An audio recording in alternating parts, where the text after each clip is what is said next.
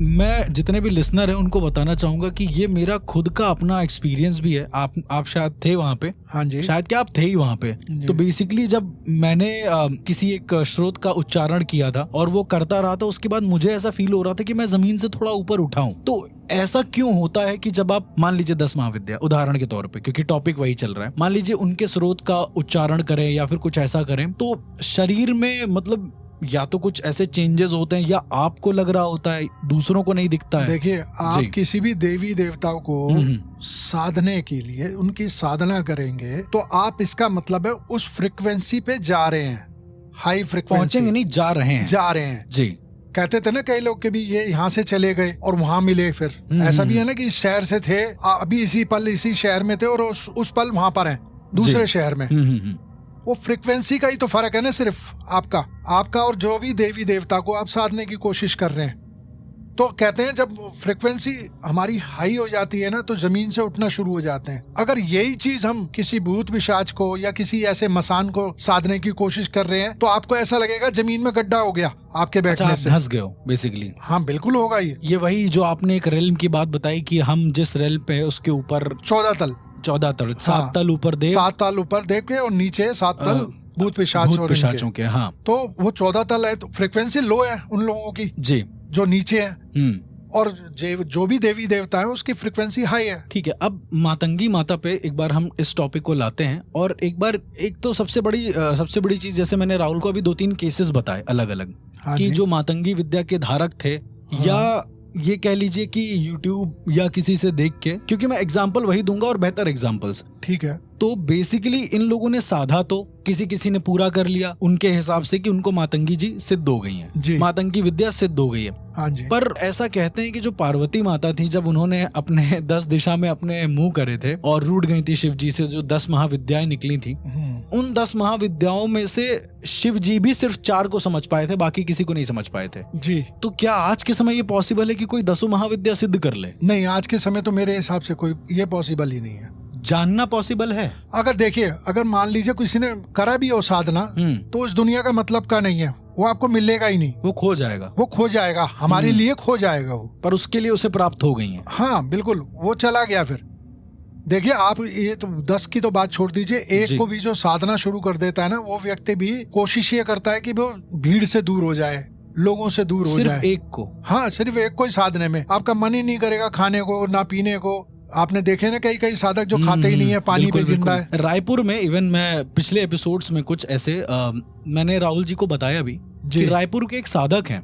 हाँ जी। और वो साधक आज भी हैं, बड़े बड़े न्यूज चैनल उनका इंटरव्यू लेते हैं, सारी चीजें करते हैं, मतलब इंटरव्यू एज एन उनका वीडियो बनाते हैं। उनके सामने एक शिवलिंग है। अच्छा। और ये जो बाबा है, मैं खुद देख कर आया हूँ, जब उड़ीसा गया तो मैंने देखा था। अच्छा। तो ये बाबा केवल पद्मासन जो बोलते हैं जिसको, वो उसमें बैठे हुए हैं, दोनों हाथ सामने, वो भैरव मुद्रा बना के बैठे हुए। हाँ जी। और उसके बाद वो खाली शिव को ऐसे तिरछा करके मुंह देख रहे हैं जी, और केवल देखते जा रहे हैं। हाँ जी। ऐसा कहते हैं जो वहाँ के जो विद्वान हैं, जो कई ऐसे अघोरी हैं वहाँ पर जो मौजूद रहते हैं उनको देखने के लिए। जी। उनका ये कहना है कि बड़े बड़े न्यूज चैनल आके सिंहासन हटा के नीचे क्या है 3-3 दिन जग के देख चुके हैं। जी जी। साइंटिस्ट आके देख चुके हैं, उनके नाक पे फिंगर लगा के, उनकी नाक से हवा नहीं आ रही है, बिल्कुल, वो सिर्फ देख रहे हैं शिव को, और आंखें झपक नहीं रही हैं।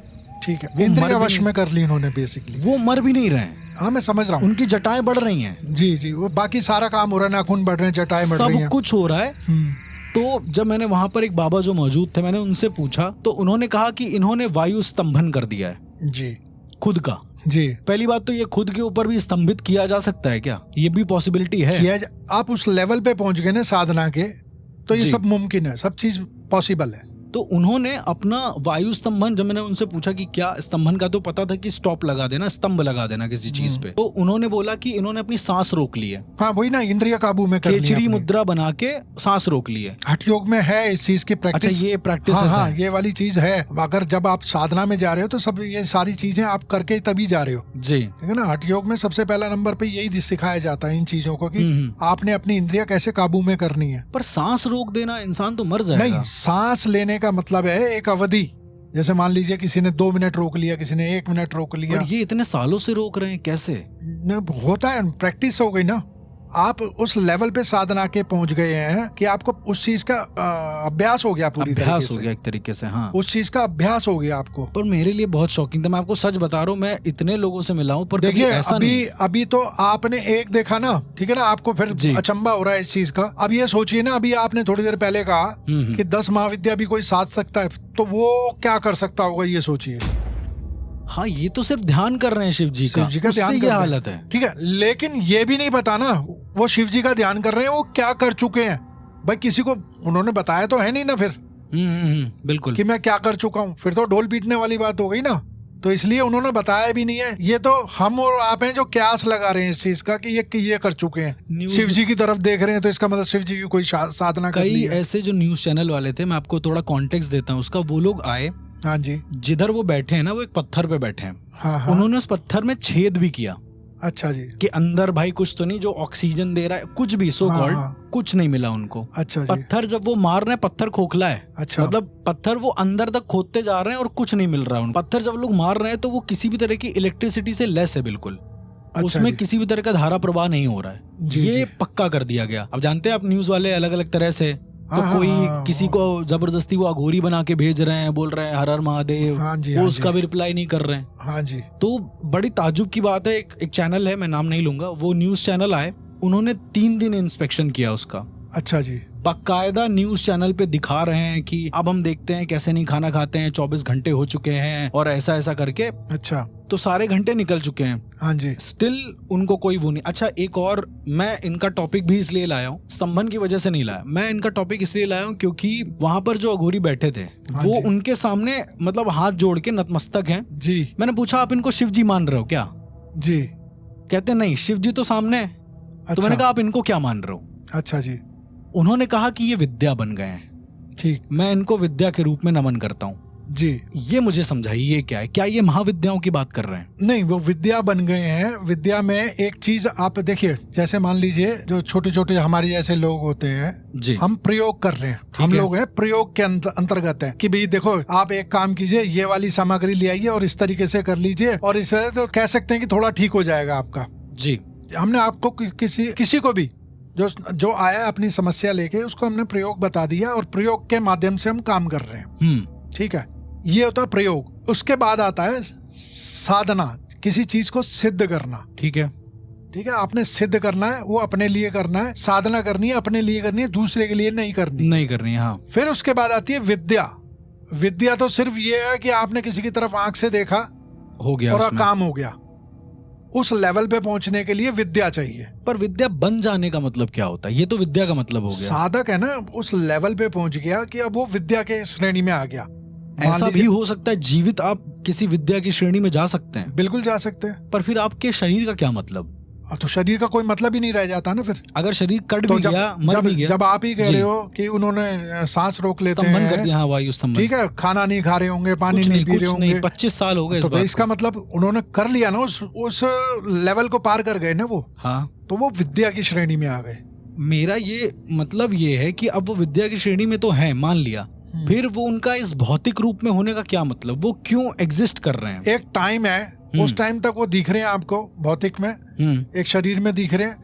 एक अच्छा, टाइम जो आएगा, ऊपर वाले ने दिया है समय, जो समय दिया है उनका, जो निर्धारित है कि भाई यहाँ पर ये समय आपने बिताना इस लोक पे, जी, उतने में ही रहेंगे। उसके बाद वो चले जाएंगे। फिर कहते हैं ना भगवान शिव में विलीन हो जाते हैं। इस तरह के हाँ। जो भी होते हैं लोग, जी जी, जो भी ऐसी आत्मा होती हैं, वो भगवान शिव में ही विलीन होती हैं। तो वो शायद है ना उस लेवल को पार कर चुके हैं और वो जा चुके हैं अपनी उसके अंदर। तो मेरा जहाँ तक जो मेरा दिमाग चलता है इस चीज के अंदर, वो यही है कि एक टाइम है, वो टाइम बिता रहे हैं अपना यहाँ। उस टाइम तक वो रहेंगे, जब चले जाएंगे वो विलीन हो जाएंगे। वो विलीन हो जाएंगे। मतलब ये जो बेसिकली मातंगी माता है, जैसे हम लोग बात कर रहे हैं कि विलीन होना, जैसे मैं अपने एक आपको अंडरस्टैंडिंग बताता हूँ, अगर कहीं गलत हूँ तो आप इसमें करेक्ट करिएगा, ठीक है। अब बात ये होती है कि जब मैंने मातंगी माता के बारे में सुना, हाँ जी। आपके यहाँ भी कई सारे मैंने स्क्रिप्चर्स को पढ़ा, इस चीज को समझा। जी। मैं 90% जितने लिसनर है मैं उनको बता दूं कि 99% जितने स्क्रिप्चर्स हैं इस समय जितना भी मैं पढ़ रहा हूँ वो इन्हीं क्या पढ़ता हूँ, पूरा बैठ के मुझे बहुत सारी किताबें मिलती है, मैं पढ़ लेता हूँ। अब सिनेरियो ये है कि मैंने जितना मातंगी विद्या जी के बारे में मतलब समझा, मातंगी माता के बारे में बात करते हैं,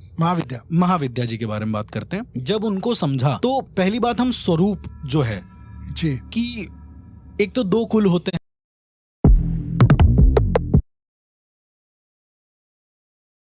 की जबान अंदर है।